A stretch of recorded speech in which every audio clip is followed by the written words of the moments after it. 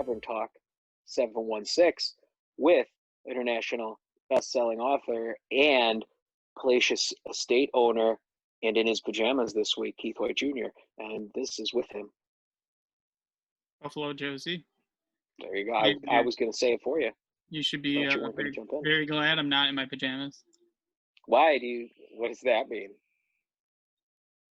There's a couple of winks you gave me. What does that mean? Does that mean you sleep in a birthday suit? I don't know what that means. Pretty much. Pretty close to that. Yeah, don't wear pajamas on the show. Stay dressed. I even made sure my pajamas matched for the show. Because usually I just put whatever pants and whatever shirt on it, and it doesn't even matter. But today, I went all... It's actually kind of funny, because every time, like, I've gotten pajamas as, like, a gift a couple times for Christmas or whatever. And, like, my wife or son commandeer them. You know? They just take them? They're just like, mine now. Pretty much. They'll just wear them. You know, you tell them? They're like, okay, you tell them, you just say, oh, no, you don't want to wear those. I pooped in them. Nobody will want to wear your pajamas. How do you think I've been able to keep matching pajamas for so long? Because anytime someone says, oh, Dad, I'm going to take your pajamas, like, oh, no, you don't want to wear those. I pooped in them. Nobody touches them. And the only downside is you have to poop in them. Because, we say it, you have to do it. Yeah, you gotta do it. You can't. And then you have to poop. And then it's weird because you got poop in the shirt and then in the pants separate. You can't just poop in one because they'll take the other. So it's like you got to poop in the shirt and poop in the pants. But then and you just poop on the back though, so nobody ever sees them. Like, you can't see the poop in there. Makes sense. It's getting real smelly in here because it's cooking the fire though. Now that I think about it, I probably could have just washed them after I pooped in them. Or just lied about pooping in them. Yeah, a lot of things I've done wrong. You don't want to be a liar. Situation. You don't want to be a liar. Yeah, right. But I could have washed them after pooping in them. It's true. Instead, I sat near a hot fire that would cook it. Oh, I just assumed you just pooped in them recently. Like a poopy hot pocket. Oh no, like weeks ago I pooped in them. Oh, okay. So now it's reconstituting it. Talked about poop on the show. Yeah. Well, we don't generally talk about poop at all on the show, other than the episode where we went to the movies. And I blew up the toilet, and then I told everybody how I blew the toilet up, and then you went in there. Oh, that was the worst smelling smell yeah. And I got up to pee at least 4 times. I didn't really have to pee that much. I was just scared. I believe that. I got up to go to the bathroom a couple of times, and right after the movie, I went to the bathroom, and then Joe went in there right after me. And he came out, and he's just like, oh my God, what was that smell? It was me. So that was my highlight, was that I stunk the bathroom out. I did to you what Duran did to Goldust at a wrestling show. Duran's told that story on the show a couple times. He went and blew up the toilet, and then Goldust went in there. So that's why Duran never made it to the WWE, huh? Yeah, because Goldust was like, that's the dude that blew the toilet up. Don't hire him, Vince. He blew the toilet up. That actually reminded me of the story your mom told me years and years ago, where where she was in the truck with your dad and I think your uncle. Yeah, and my uncle, yeah. And they were farting. She was sitting in the middle, and they were on either side of her, and they were farting, and they rolled up all the windows. And she warned them that she was gonna puke, and then she puked all over them. That is a good story. Man, I don't know what the men in your family eat, but or what goes on in your stomachs, but it's all the gluten. Yeah, but you haven't had gluten. And I'm not. When was the last time you smelled a super smelly fart of mine? Other than when I pooped at the movies. Oh yeah. Not as bad farts, but probably. See? Yeah, it's been a while. See? So after last week's show, I looked a little bit more into Virtual Boy stuff. Oh yeah, okay. Yeah, and I dug through some of my stuff, and I found Space Invaders. Oh, now that did not come out in the U.S., right? That's another. So it's another. What do they call those? Repros? A lot of times people call them ROM hacks, or just English translations. Yeah, but I mean, do they have a name for it when it's on a cartridge in a box? It's not just a ROM hack. Then a ROM hack is just a ROM. Yeah. This is like a whole packaged deal. That's why I'm wondering if they have a name for that. And it's not like a repro, because those are like remakes of games that existed in the real world. Yeah, I hear like reproductions. I've heard people call them English translations, and that's it. Oh, okay. You know? I'm just curious because it comes with a box and it's all fancy looking, and so I'm curious if there's a name for that type of product. But either way, Space Invaders, which I wanted, and Hyper Fighting, which is Street Fighter 2. And I don't know why they didn't just call Street Fighter 2. There's even some sweet little... Ooh, nice. Some little screenshots there. Yeah, you make them out. Have you played that? I believe you can. It's funny. You? What? Have you played it? Have I played it? I thought you said, can you play it? No, not right now. That'd be a weird, you put your head in the Virtual Boy for the next 10 minutes and I watch you play a game I can't see you play. Yeah. I don't know why my brain went that way, but I was more thinking, like, is it possible to play it? Or does I'm asking, have you played it? No, I haven't played it yet. No. One thing I did learn about it, though, is that there's 2 different versions of it, because it uses more memory than your standard Virtual Boy game. So it actually took a special cartridge, had to be made for it, that could handle the data. And then there's another one where it's called the demo version, and it only has a couple characters. Well, you know what? I saw that online after last week's show. When I was editing the show, I was just looking at Virtual Boy stuff, which is how I found the videos and artwork and stuff that I put in the episode. And I did see that Hyper Fighting, and it's a demo on the cartridge. And I thought that was just because it was like, not a real game or anything. So there's actually 2 versions. So that means you're going to have to get both then to complete your collection. Nah, not really. If I have the better version, I'm fine with that. You bought more than one version of Sonic Racing on the Wii U. I did. But you're not going to get more than one version of Hyper Fighting. If I stumbled across it in the wild somehow for $20, I'd pick it up. That's never going to happen. Yeah, exactly. I don't really seek out these things that much, Oh, where'd you get Hyper Fighting? Where'd you get it from? Where'd you go? Hello? Oh, hey, you're back. So where'd you get that Hyper Fighting in the wild? Yeah, that I didn't find in the wild. I actually... Oh, well, because there's only one guy that makes them. But you said you don't seek them that's out. what I'm saying, is for like a variant. I'm not like that hardcore of a collector that I'm like seeking out. Like I've made friends with a couple people that have every single variation of every single Wii U game sealed. Wow. And I'm like, what do you do that you can afford that? Because that is a ton of money to dump into the games. And surprisingly, I think my entire Wii U collection was under somewhere between $500 and $1,000, I would say. I read something online that made me think of you. What was that? This past Wednesday was the Wii's birthday. I believe it's 8 years old, if I remember correctly. The Wii U. Okay. What did I say, Wii? I thought you did, but I might have. I don't know what I said, but it's the Wii U's birthday this past Wednesday, and it was 8 years old. It's crazy. So happy birthday to the Wii U. It's probably their second shortest lived system. Besides the Virtual Boy? Yeah. Because that only lasted a few months. It didn't even make it a year. Yeah. Have you seen the Game & Watch Super Mario Brothers? I saw one at Walmart the other day. Yeah. I was looking at it at Walmart. It's like $60. Yeah, people are going crazy for them, and I just don't see the appeal. It's just another copy of Super Mario Brothers, right? And it's like Super Mario Brothers that's also a clock. So 2 ancient things I'm not interested in. And it's like the size of like a Game Boy Micro or something. Yeah. I don't, there's no appeal to that to me at all, unless you can like hack it and put like it's already been stuff hacked. on it. Yeah, it's already been hacked. People have been. But if you can put anything other than like Nintendo games on it, it might be cool. But just regular Nintendo games, you can hack a million things and put Nintendo games on. Yeah, I think a Vita is probably the best thing, the best handheld to hack and put stuff on. I was just reading online, you can hack a Fire Stick, Amazon Fire Stick, and put Nintendo games on it. Like, man, put them on anything. You got Doom. There's a video online. You watch a guy got Doom running on a pregnancy test. Yep.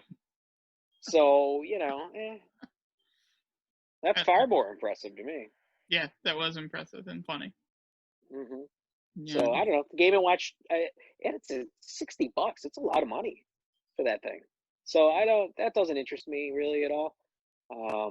What does interest me is the Duke. I put a little thing on Twitter there asking people what I should play next. So if you're watching the show and you have some ideas, shoot me a message at Keith White Jr. or at Tavern Talk 716. The Tavern Talk one I'm less likely to see, but you're more than welcome to send it there. So if anybody has suggestions on regular Xbox games for this guy to play, I did get one suggestion of a game, and I wish I could remember the name of it now. It's called like Gladius or something like that. It's a gladiator game. I hadn't even heard of it. It sounds right. I remember seeing something. Yeah, I think it's made by LucasArts. Have you played? I don't know a lot about it, but yeah. Have you played Stubbs the Zombie? Not yet, but it's on my list. Yeah, I heard it's really good. It's also stupidly expensive. Yeah, well, I own it, so I can play it. I just haven't played it. I gotta play Crazy Taxi 3 again. Nice. Panzer Dragoon, Jet Set Radio. There's like so many of those Xbox games that I either want to play for the first time or play again. So I'm pretty excited to do that all with my friend the Duke here. That is pretty exciting. And I'd invite you over, but no Joe's. So yeah. Shucks. Hose before Joe's, right? All right, that's right. Or as I say, anyone or anything before Joe. It doesn't have the same ring to it, but it just has more meaning in my heart. I feel like Duran right now. So, well, that's what I do with co-hosts. So earlier today, I don't know how are we like. What are we looking at time-wise? Do you know? I have no idea. All right. That's fine. So if we have to, we just split the show in half, and we got 2 weeks worth of shows. So earlier today, we were discussing some things, and you had brought up a RedBox story because today or last week or this week or somewhere along the lines between last week and next week is the birthday for RedBox. So they were doing like a coupon code. 18 years, which we'll put the little coupon code on the screen if it's still good. It's only good today, so it won't be good when this video airs. Right, so it's not good today. It's not good today when this video airs, but it was. Yeah, you already screwed it up now. When it was so today, seeing how now you screwed it up, I guess I'll say that the Wii U's birthday is actually today, which is Wednesday. Today is the Wii U's birthday, but I said Wednesday. Meaning last Wednesday because the show airs on Monday. I'm gonna go make it a birthday cake. Yeah, you screwed the whole thing up here. So today, Wednesday, is the RedBox's birthday. So there was a coupon code. Now I feel like you're Duran. Yeah. So there was a coupon code for getting $1 something 18. $1.18 off. Yeah. Which I think is weird because I haven't rented a movie from the RedBox since it was $1. Yeah. That coupon code is worth more than the rental used to be. Yep. So I don't. What do they charge nowadays? I think it's $1.50 for DVDs, $2 for Blu-rays. So it's still cheaper. And you can't rent games anymore, right? No, they got rid of games completely, which I got so disappointed by because they were gonna start renting Switch games. They were doing a trial of it in like some areas, and I'm like, oh, awesome. Yeah. And then like a month later, it's like we're not doing games anymore at all. Period. People probably kept all the Switch games. Yeah, people were stealing all the games. They'd use like a fake credit card, like one of those prepaid credit cards, and then people got to ruin it. People got to ruin it. So anyway, so then you had brought up a story about RedBox from back in the day. If you'd like to tell that story, I thought that would be interesting. I tried finding it in my email, and all I could find was an email 11 years ago that I sent to another email address of my own because I had 3 different email accounts over the past 18 years. But they were running concurrently? Well, I had a Yahoo email and I had a school email at the same time back then. So I think this is actually I would have had both of them back then. And so anyways, I sent 4 promo codes together, and that's all I could find because I was trying to figure out what movies I rented that this story even was connected with, but I guess that doesn't matter too much for it. But we were I was actually living at your apartment, and Mhm. I would every once in a while we'd get RedBox movies because they were only $1 and they were fun to watch. And you signed up for, not to sidetrack, but I remember you signed up for Blockbuster Online. Do you remember this? Oh, Blockbuster Unlimited. That was Yeah, around whatever it the was same called. time. Yeah, that And was you rented Terminator 2 on Blu-ray yeah because Scott had the PlayStation 3, yeah. which played Blu-rays, and you were so excited that he had a Blu-ray player that you went and rented Terminator 2 of all the movies on Blu-ray that are available. All the movies filmed in HD, shot with the intention of being shown in HD. You rented Terminator 2, which is from like the early 90s, like upscaled to HD. But either way, you were so excited. You're like, Yep. oh my God, we can watch Terminator 2 on Blu-ray. And then we watched it, and it ruined the movie for me. Because every time there's like stunts happening, like the part when the Terminator and it jumps off the bridge down into the ravine, and he's getting chased by the evil Terminator. He picks up John Connor and puts him on the bike with him, and you can see when they're riding that is neither of them. It's not Schwarzenegger, and it is not Edward Furlong. Not only is it not young, whatever he is, 13, 14-year-old Edward Furlong, the dude on the bike in his clothes is like 50. So it's like this guy in an Arnold Schwarzenegger mask, rubber mask, with a 50-year-old man dressed like Edward Furlong on this motorcycle being chased by the evil Terminator, who also does not look anything like the evil Terminator driving the truck. So like every time stunts happen in the movie, things that would have been blurry in a theater or blurry on a DVD or VHS is super clear. And it was like, oh, I can't. That like Blu-rays, like it turned me off to Blu-rays for years and years and years. It's amazing how much like special effects have aged, and Oh looks yeah, for sure. so Terminator 2 bad. still looks great though, special effects wise. Some of it does, but some of it looks really bad. I don't know. I think We were Terminator 2 still watching looks pretty good. Jurassic Park the other day, and I watched it at the drive-in, at one drive-in, and it was just on the big projection screen, and it still looked great. And I'm like, oh my gosh, this movie still looks amazing. Then I took my son to see it again at a different drive-in, but they had like a high def, like instead of a projection screen, it was like a couple 4K monitors, Oh, is this one of the makeshift drive-ins that they had going this summer? And it looked great, like most of it, but then whenever it was CGI, it just like yeah, because it wasn't designed to be seen that way. Yeah, back to the RedBox story. Oh yes, sir. So you went and you were going to Wegmans, which had a RedBox. I was like, oh, you want to take these and return them for me? And you're like, yeah, sure, no problem. So you took them and you returned them, and then like 2 days, 3 days later, I get a charge on my credit card for like $6 from RedBox for 2 movies, and I'm like, oh, this is weird.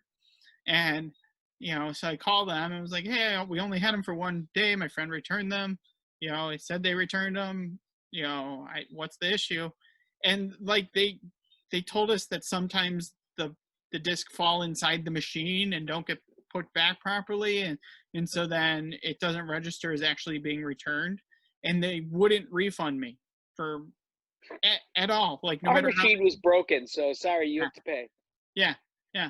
And the day that they showed that they returned, then they told me this was that the same day the technician went there to reload the machine, and so he would have picked them up wherever they fell into or whatever happened and put them in properly. And I'm like, well, why am I getting charged for it? And all they would do would give me 4 promo codes for renting 4 more movies. So it's like, I know you don't want to ever do business with us again because we're screwing you over, but here's 4 codes so you could do business with us again. Here's some free rentals. Wink. That's when you take those codes, you get a prepaid Visa card, and you get your codes, and then you just keep the movies. Not that I would ever suggest anyone does that, but there you go. I know somebody who used to do that. And we're not going to say who it was, because we don't want to blow up Papo's spot like that. But I do know somebody who would go get a Visa prepaid card and rent games from the RedBox and then keep them. That's awesome. I did that once. I ended up returning it, but I did that once. I had $1 left on a Visa gift card that I had gotten from, I don't know, somewhere like, you know, someone gives you a Visa gift card, and I had $1 left, so I used it for the RedBox, and I rented a movie. I took it back. I didn't keep it, but like that works. You can do that. Yeah. Or you used to be able to. I don't know if you still can, but you would just, and it would ask for your email address to attach to that card. But you just put whatever in, and it would accept it. Yeah. It'd be like boop boop beep boop boop, click, and it would be like, okay, here's your movie. I probably could have kept Dirty Dancing, Havana Nights if I wanted to. Such a good movie. Oh God, a classic. So much better than the first one. Yeah. Is that a real movie? Yeah. I think it is. Yeah. If it isn't, let us know in the comments below. Yeah, wasn't it the sequel was called Havana Nights? I think so.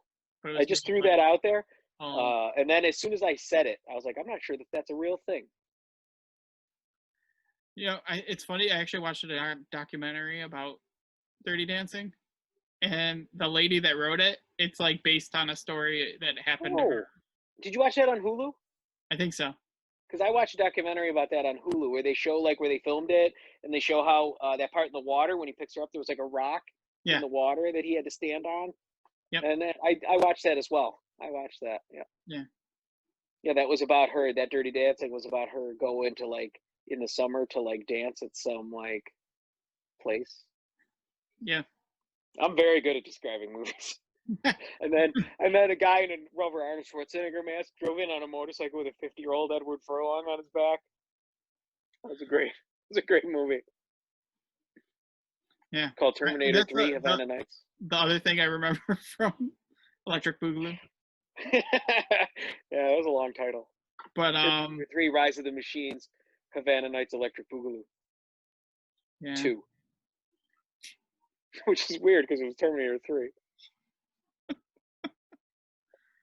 That reminds me of Dumb and Dumber. I don't know if we, I hate talking about just things. talked about it, yeah. on the show. Should we talk about it on the show? Yeah. That the third movie is called Dumb and Dumber 2? Yep. Oh, damn it. But it's because the other one's a prequel, so. Okay, but it's still the third movie. Yeah. I think they just don't want you to know that the second one existed. I mean, I enjoyed it for what it was when it came out. Me too. I did as well. I thought the guy did a really good Jim Carrey impression, and whoever that kid was that played him in the movie. Yeah. The other one, meh. But the kid that did the Jim Carrey one, he was almost spot on. He was pretty good. Yeah, it wasn't too bad. Did you see Sonic the Hedgehog? Yeah, I did. With Jim, speaking of Jim Carrey? I was actually, I thought I was going to hate Jim Carrey as Dr. Robotnik. I didn't hate him as much as I thought I was going to. I liked him. Yeah. I liked him as he was not the Dr. Robotnik that you're used to. Like, it was his own thing, but I liked him as Dr. Robotnik. Oh, yeah. No, he did a great job.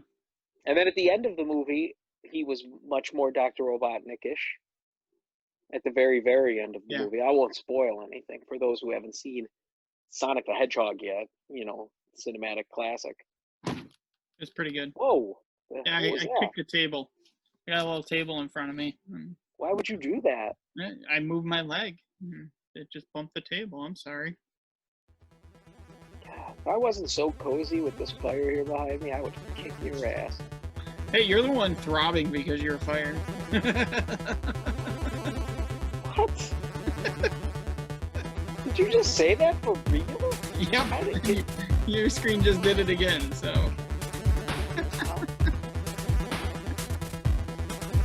Oh, you're gross.